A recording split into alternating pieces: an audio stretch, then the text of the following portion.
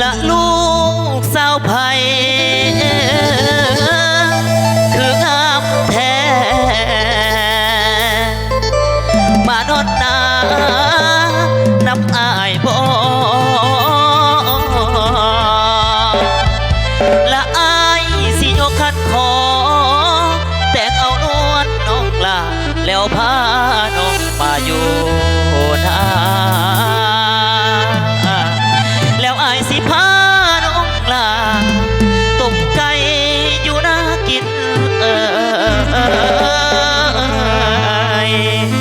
แล้วจึงสวนลงหอยอยู่ที่หนองนอนนะเอามานอนหน้าน้ำอายนะเด้อน้องสาวเอ้ย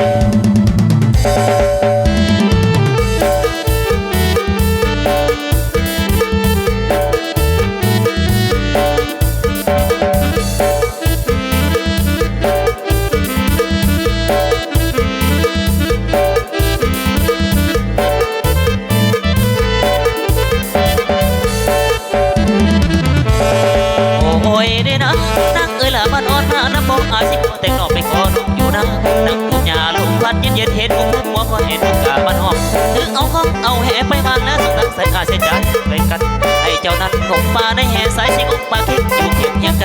งงป่าในสิของงห้อยตอนงงมาตัวคนละทางไอ้บางแห่เกี่ยงส่วนน้ำละกินอยู่เที่ยงน้ำเกี่ยงส่วนน้ำละปิดอยู่เพียงปีมาเห็นกันคู่กันกับน้อง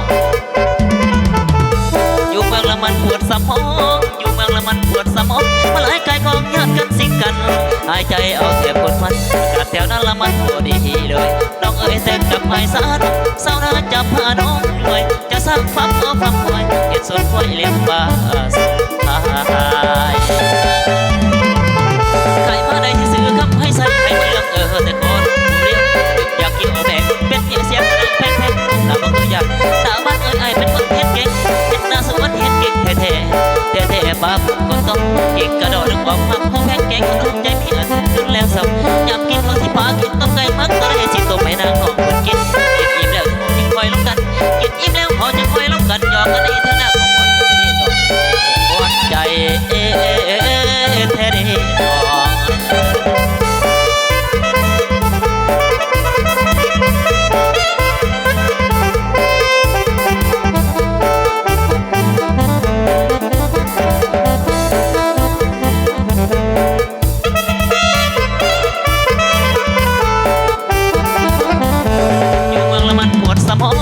อยู่เมืองละมันปวดสมองมาหลายกายของญาติกันสิกันหายใจเอาแทบหมดวันอากาศแถวนั้น